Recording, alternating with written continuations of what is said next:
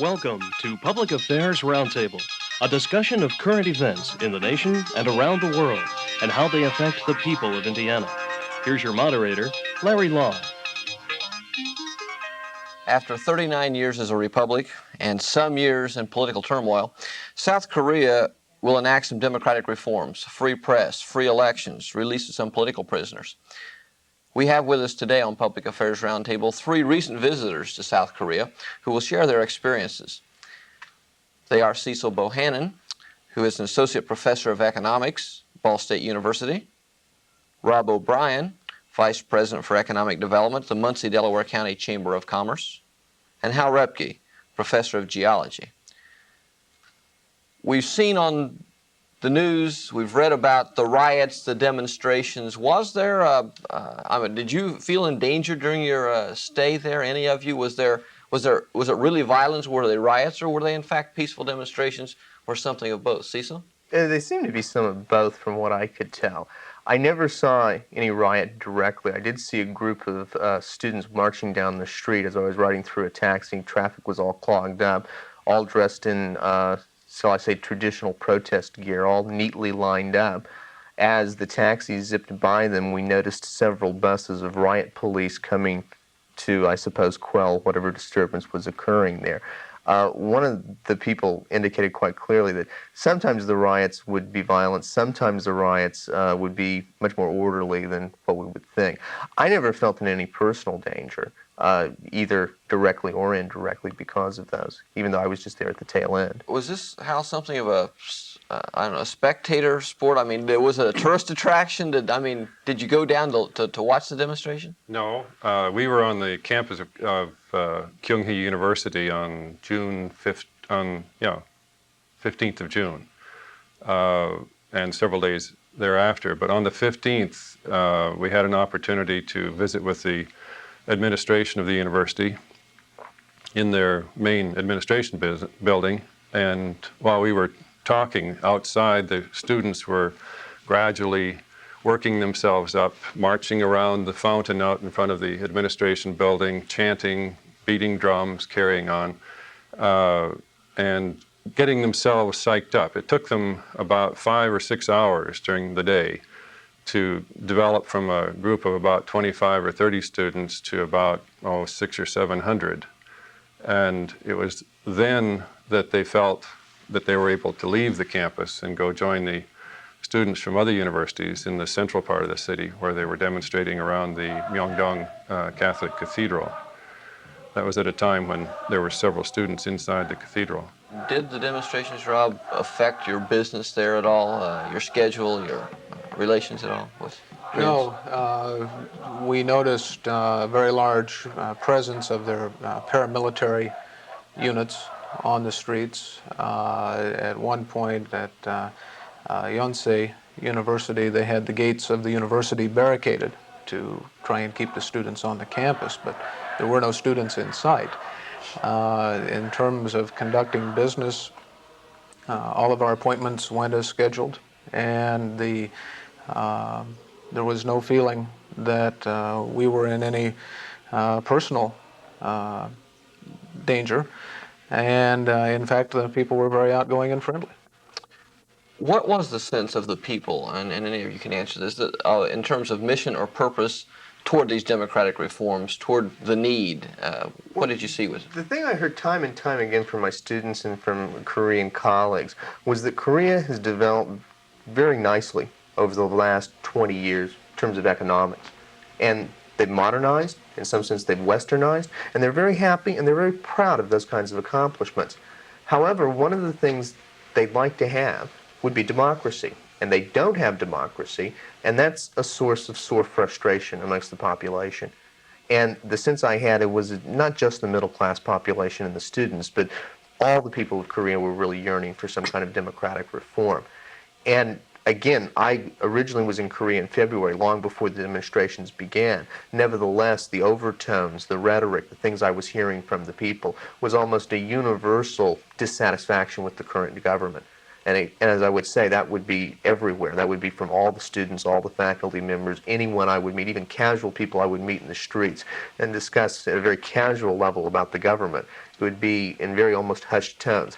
Yeah, we really don't like the government very much. We'd like to see something changed. Is this a westernization or further westernization of Korea? I mean, did you see a lot of the Western world in South Korea? Did you see it, Rob? I think the Koreans in their economy have come a very long way. They're very westernized. They consider themselves as having reached a point of being a major economic force in the world. They're closing rapidly upon Japan, and I think they'd like to be perceived as being a Western-style industrialized nation. And to have that, they need not only a strong economy, but also a democratic form of government that they can point to with some pride. Certainly a stable government, I'd think, as we see South Korea emerge as a producer of automobiles, a producer of steel, become an economic power. The perception of having an unstable government has to be a liability. Oh, absolutely. Absolutely. Well, whether it has anything to do with the economy or not, the perception, the worldwide Sure. perception, there's a problem. Sure. That economic growth, however, is the result of a very strong effort by the central government to develop specific aspects of the economy. Daewoo, Hyundai auto manufacturers, Samsung Electronics, and Pohan Iron and Steel are all 50-50 government and private. And they're gradually pulling out the federal support, but they have been essentially half government funded. And now that they are well established, the government is withdrawing its financial support and allowing them to float on their own. But and they're moving now to support smaller or medium-sized industries, so that the economic development is very much a function of what the central government has done. Different from what Japan does, which still has rather large subsidies for auto manufactured steel. My perspective as an economist, I think Hal may be overstating the cases of the role of the Korean government in development. I think the Korean government tries to take too much credit for the role that they've had in maybe development. I've gotten some propaganda. You know, that's an argument I would have with the Koreans. Even though I would agree with you fundamentally, the government's role in development was crucial, in the sense that the government did a lot of things to encourage development and did a lot of things to sort of pat industry on the back when it did a good job, subsidize and encourage industry when it would, for example, generate high levels of exports and things like that. There's no question that the government and the economy are intertwined in basically a capitalistic structure, but in a manner that's very different than what we would think of as being capitalism. Nevertheless, the government still has a certain pervasive influence throughout the entire economy and throughout the entire culture and throughout the entire society that makes the Korean government almost by nature authoritarian. And I think that's one of the problems associated with the transition to democracy, is you don't take a society where things have been done in a particular way, in an authoritarian fashion, and by waving your hands and saying we all want democracy, generate democracy.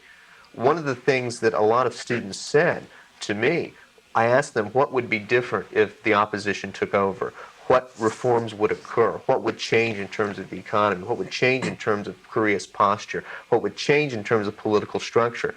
And they'd all smile and say, well, really, if we come to think of it, nothing. That is just as likely that if the opposition takes over, they will be equally as despotic and equally as authoritarian as the current regime. There's a sort of tendency in Korean culture for there to be a winner-take-all mentality in politics. That's something that's not akin to democratic institutions. How they generate those democratic institutions, I think, is problematic. I don't think one set of demonstrations is going to generate that. Korea has had centuries of Confucian tradition, which is fundamentally a matter of respect for tradition, for authority, for parents, etc., and that flies very much in the face of democracy. The two are just quite incompatible. There's a lot of attention being paid to this area. Governor Orr is in the area. If he hasn't been to Korea, he is over there drumming up business, I guess you could say, for Indiana. Is that what you were doing, drumming up business in a growing area for the Muncie, Delaware County area, Rob? Well, I think that's exactly it. The Koreans have accelerated their economy very dramatically, and they've reached the point where there are some corporations there, in particular the ones that Hal named, that have the financial wherewithal to begin making direct investment into the United States. Some of them already have, and for very specific reasons. In large part, though, what we were trying to determine was what is there for Indiana manufacturers. In rough numbers, the Koreans have approximately a $7 billion trade deficit with the Japanese and a $7 billion surplus with the United States, and they see themselves as being able to kill two birds with one stone if they shift a lot of their purchase of technology and equipment, material goods from Japan to the United States. But it's very difficult for them to do. Traditionally, they have dealt with the Japanese. Japan is very close. It's only a 2-hour flight or less from Tokyo to Seoul. The Japanese have been extremely aggressive in selling them technology, selling them material goods, and bringing their economy along.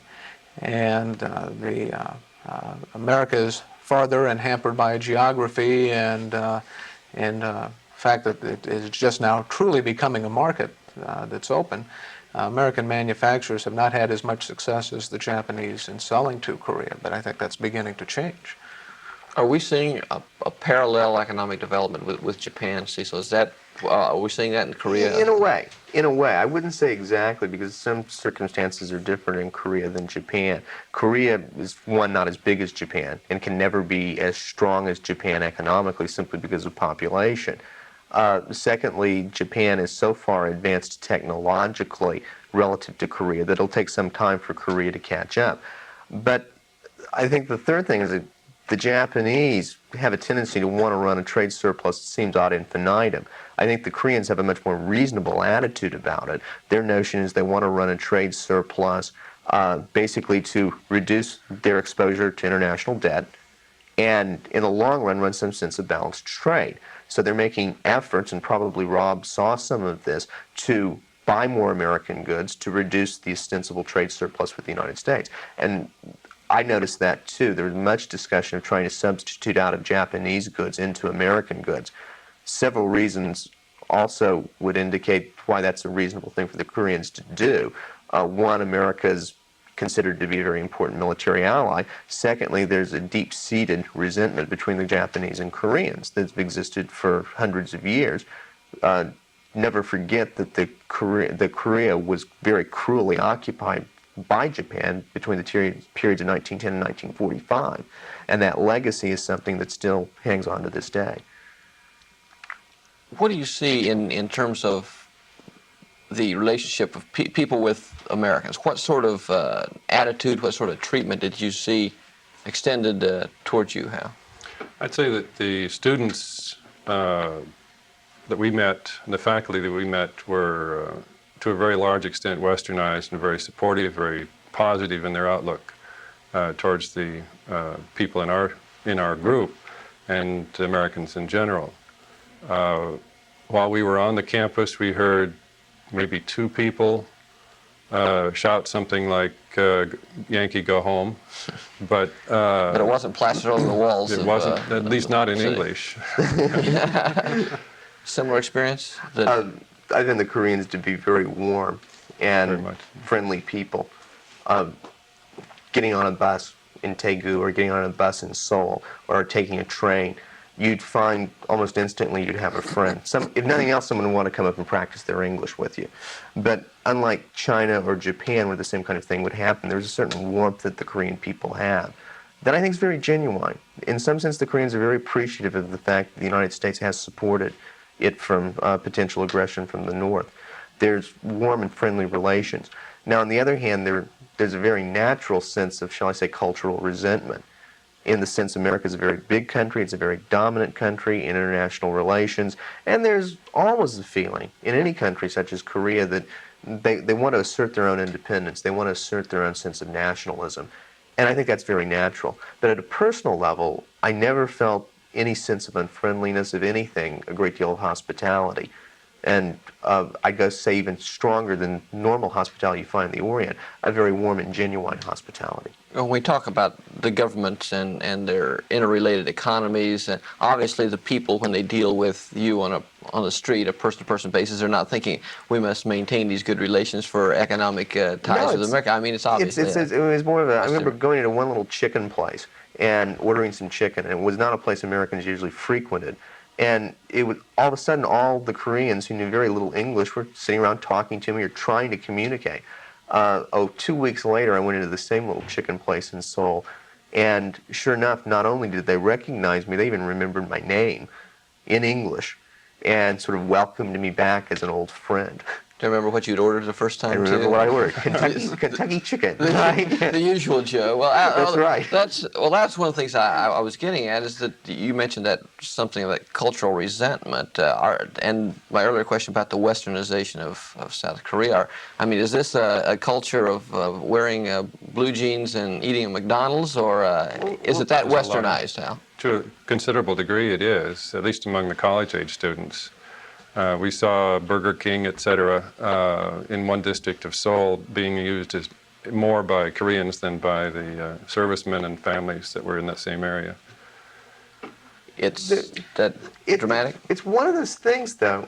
Culture's the kind of thing that the more you try to get away from it, the less you can get away from it.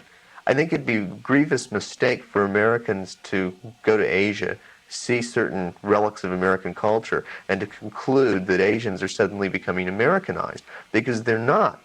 Koreans are going to remain Korean, and they'll continue to have aspects of their culture. I think what they're struggling with is the problem of how they integrate the things they want from the West with their traditional culture. I think if you go to Japan, they've done a marvelous job of that. As the Japanese can sort of pick and choose very well the kinds of things that they want and yet remain uniquely Japanese.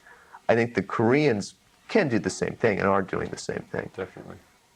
They're still struggling with that some, but you do find people in a local American burger place dressed in blue jeans and designer shirts, and at the next table will be a couple dressed in very traditional Korean clothing. It's very colorful and very ornate, having a milkshake and a hamburger as well. So it's a unique blend, and it's one they're struggling with still. In many respects, I think the fact that we have Chinese restaurants and Mexican restaurants and Italian restaurants in the United States, we have accepted from those several cultures the things that we enjoy that suit our taste. I think they've done much the same, without becoming American or Italian or whatever. The source or an impetus for the demonstrations came from the people you talked about who are into change, into the westernization to a large extent, the college students. Is there a generation gap problem? Is there between the source of maintaining the culture and the source of change? Is the change basically a youth-oriented movement? It's really hard to say. I think the change, from my perspective, it seemed as though you've got a political power structure called the Democratic Justice Party that's running the country, and they have absolute control over the country from the smallest village to the city of Seoul, and they're running things. There's an active opposition that's been around for a long time in the form of the two Kims. And what this all was a struggle between these two groups in an attempt to obtain political power. To the extent the current government isn't popular because it is repressive, the students tended to side with the two Kims, or the opposition. You have the government and the opposition. What you find, of course, within the opposition is there's all kinds of different motivations for people to be part of the opposition. There's all kinds of different factions within the opposition. The opposition, who can be seen as a unified group with respect to the demonstrations, isn't a unified group in terms of the underlying motivations. Right. And there's probably all kinds of motivations. Some of it's anti-American feelings amongst some groups. Some of it's the kind of conflict between culture. Some of it's simply a desire for free speech and a more open society. The the reunification party, or the opposition party, had a great deal of political clout to bring President Chun and the Democratic Justice Party to the table to talk to them, because they represented so many groups. But at least since our visit, and when Cecil and I were there, that party has had some splits in itself, and consequently, you see this on again, off again. We're going to meet and talk, and then it's off. And a lot of that has to do with the continual infighting within the opposition party. Sure. And again, South Korea is far from being an ideal democratic state. It's far from having all the civil liberties and human rights that we would expect in the United States. Nevertheless, I think one would note there is no opposition in North Korea. Right. Yeah, there is not an opposition. Well, we also, I guess, part of the democratic reforms was more of a self-government within the universities themselves, to cut the ties with the government. You being on the campus, was that a big deal? Did you hear? Was there a lot of discussion about cutting ties from the government between the universities? There was some sense in that, at least initially, the demonstrations, before it really made heavy news in the United States, some of the initial demonstrations when I was there centered more on university governance. And a lot of it was very reminiscent of the student protests in the 60s. What the students were asking for were things like, well, if faculty don't come to class and don't give us classes, really those faculty ought to be kicked out. And there ought to be things like teacher evaluations, and students should have some input in curriculum. So some of those kinds of reforms and some of those kinds of things were, again, part and parcel of the demonstrations. One of the things I would note, since my experience there, is that the demonstrations didn't just start overnight. They were the kind of things that sort of gradually grew over time and sort of culminated in the middle of June into the political problems they had, because they started all the way back in March. I mean, it's almost traditional in spring for students to demonstrate in Korea. The question of where that was going to go this year, in some sense, was surprising, in some sense wasn't. The fact that it led to the reforms that it did, or led to the changes it did, was in some sense surprising, in some sense not. You mentioned the factionalism within the opposition. I guess the question is, how confident are you, any of you, that in fact we will see these significant and widespread democratic reforms be successful in Korea? I mean, is there a great deal of confidence that it can work? I mean, you mentioned it's not the ideal democratic setting. Well, I hate to be cynical, but I think the road to democratization in Korea is going to be a long and hard one. Yeah. It's not going to be something that will happen overnight. I think it will be a piecemeal kind of thing. You begin to get some reforms in some areas. Maybe the government will loosen up some of its control in some aspects of Korean life, and slowly and surely you can evolve into a democratic government. But I wouldn't expect Korea to be, say, a West German kind of democracy after the Olympics. You seem to be agreeing, Hal. Yes, because as far as I could tell, the people by and large have bought the propaganda from the central government that South Korea is totally dependent upon a strong military to survive and to resist the potential of attack from North Korea. The DMZ is about 45 kilometers from downtown Seoul. The possibility of there being North Koreans in Seoul within an hour of an outbreak through the DMZ is very real. So the military has a strong point in its argument that the South Korea needs a strong military. And I think most of the people have bought that. So they're not going to kick out the military altogether right off the bat.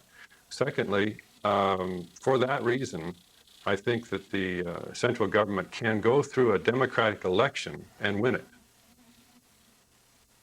as a truly democratic election. I think they can have a very good chance of winning the whole game. You're nodding too, Rob. That's Yeah, I think a factor that comes into play in this is that the Koreans have a homogeneous population. They're a relatively small population, and they have reached prominence on the world stage at this point in time. And it is a matter of national pride with them. Not saying that it will happen, but it is something that they all are deeply concerned about, that they're able to transform their government into whatever shape they want it into with a minimal amount of violence, and definitely keeping the military out of it this time. In fact, the military has been very quiet through all of these demonstrations, which has not necessarily occurred in the past, but they feel they're on the national stage or the international stage, and that they need to show that they have truly arrived as an industrialized nation. And this is part of it. We just touched on the Olympics. That apparently is quite a motivation as well to stabilize things in South Korea, because, as you mentioned, they're really going to be on the worldwide stage come '88 with the Summer Olympics. Absolutely, and everyone agreed on all sides that the Olympics must go on. When it came right down to it, I suppose in some sense the Olympics were the constraining factor that eventually brought some kind of settlement, because no one would want to be held responsible for having lost the Olympics. That would be an incredible political crime in Korea for anybody on any side of the political spectrum. Was that a source of a lot of the discussion involved in while you were there? I mean, was there a lot of pre-Olympic hype? Oh, sure, everywhere. How many little pictures of Hodie did you see? The little bear that's the 5 or 10 every block. Right, exactly. Hodie, what's Hodie? He's the symbol of the 1980s. The tiger's a little tiger. Sort of like sort of a Garfield slimmed down. Right. Like the parrot for the Pan Am game. like Amigo is Right, right. So they're into marketing, already with the Olympics. Go to the Seoul airport and you can buy everything you've ever wanted. Absolutely, and everyone we talked to agreed that no matter what the political climate was at the time of the Olympics, that the hatchets would be buried, and everyone would link arms and make sure the Olympics were the best that they could possibly be. And once they were over with, then they would go back to their political discussions. So they'd blow the whistle, call timeout, and say, "Okay, folks, we've got Olympics Well, around here." And that's the thing that started the whole disturbance. The real linchpin that began everything is when President Chun Doo-hwan said, no more discussion on democratic reform, no more discussion on how we're going to choose our president until after the Olympics. And then in the meantime, I'm going to put a new man in. And for us, no more discussion because we're out of time. Thanks to Rob O'Brien from the Muncie, Delaware County Chamber of Commerce, and from Ball State's faculty, Cecil Bohannon from Economics and Hal Repke from Geology. I'm Larry Lough. Thank you for joining us.